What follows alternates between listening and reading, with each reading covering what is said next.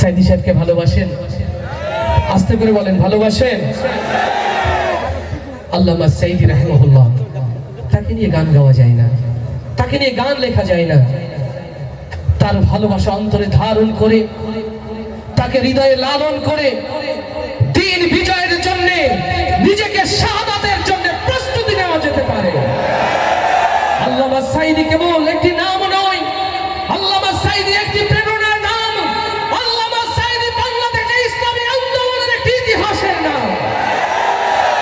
আল্লামা সাইদিকে ভালোবাসে যারা, আমার হৃদয়ের কথাগুলো শুনবে তারা। এ কোনো গান নয়, শুধুমাত্র তাকে নিয়ে আমার ছোট্ট অভিব্যক্তি।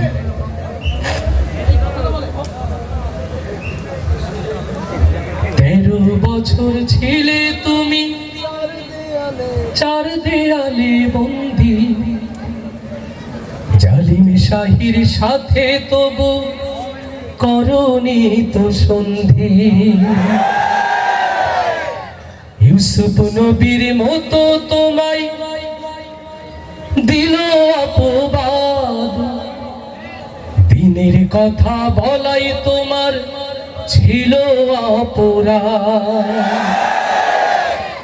13 বছর ছিলে তুমি চার দেয়ালে বন্দী, জালিম শাহির সাথে তবু করনি তো সন্ধি।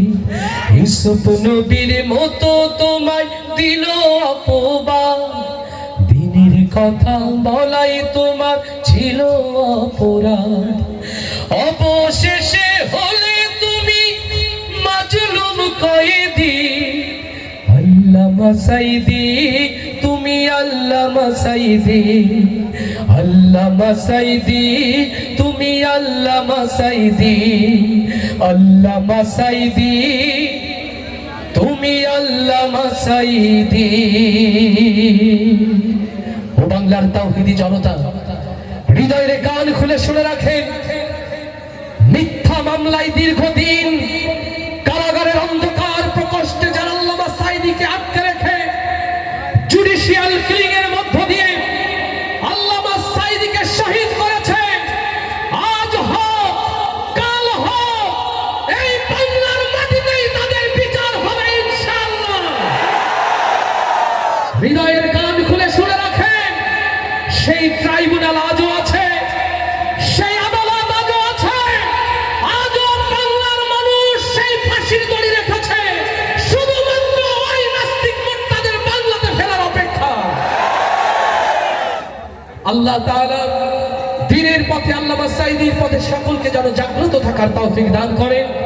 আপনাদের অন্তরে আল্লামা সাইদির এই ভালোবাসা যেন এক একটি মিসাইল হয়ে জালিমের মসনদকে সারখার করে দেয়।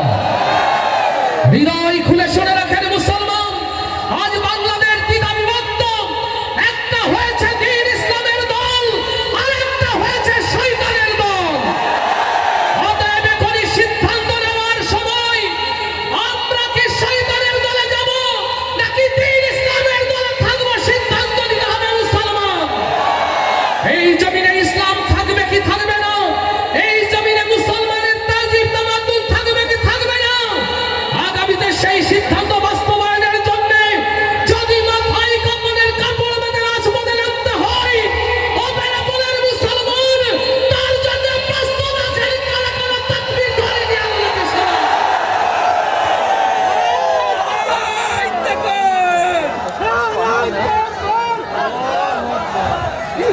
আল্লাহ তাআলা আমাদের সকলকে কবুল করুন, কবুল করুন রাসূলের শানে।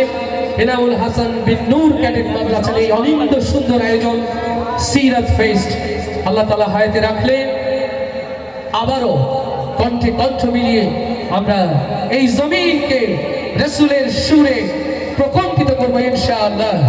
আসসালামু আলাইকুম ওয়া রাহমাতুল্লাহ।